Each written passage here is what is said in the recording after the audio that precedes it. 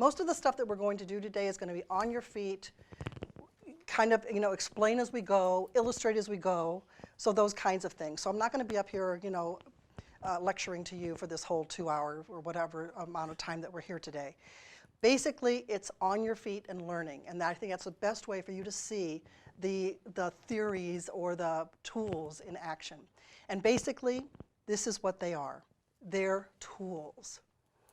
You may not agree with some of them. You may say, that doesn't work for me. Then don't use it. Hopefully, by the end of the day, you're going to have 4 or 5, maybe 6 more tools that you go, especially when you don't know how to do something, you go, how am I supposed to get into, how am I supposed to do this? And you go, oh, well, I can maybe try that, or apply that, or apply that, or apply that. And that's what I'm hoping that you get today. I think the biggest thing that you can be thinking about when you're doing the small scenes is remember that especially in the smaller scenes, you're almost always playing an extension of yourself. Right? You're playing an extension of you. You're playing someone who looks like you, who is your age, who has your experience, who talks like you do, who walks like you do, right? Because we don't have time to go into character. Basically, you come in and bring that extension of you into that part. So be thinking in terms of that. Not just what would the character do, but put yourself in that situation. What would I do in that situation?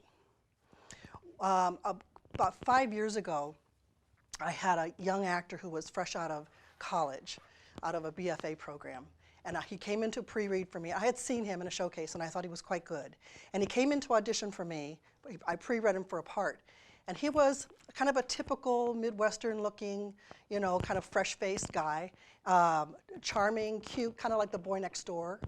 And when he came into audition, he used this voice, well, no, well, I don't know if I should do that or not.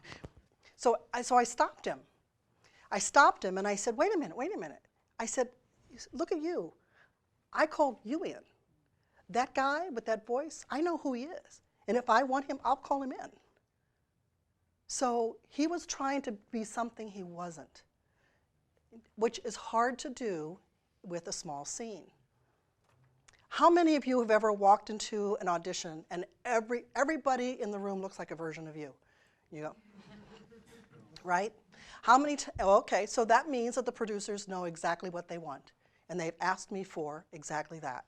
How many of you have ever walked into a room where you're the only person who looks like you?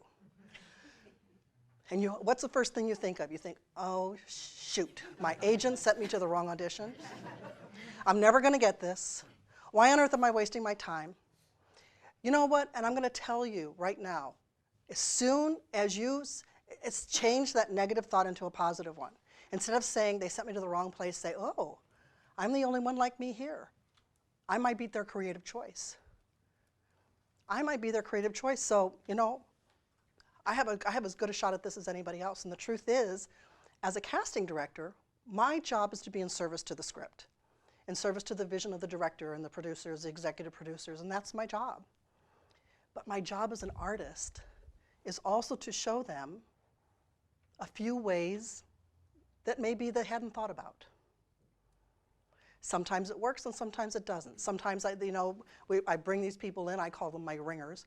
I bring them in and the producer says, I see what you're doing, but no. And sometimes they go, oh, well, I never thought of it that way. Well, let me think about that. Or they say, oh, I never thought of it that way.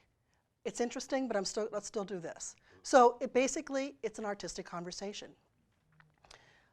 Do not ever not try hard when you find yourself being the only one like you in the waiting room. Because even if you're not right for the part, nobody forgets a good audition.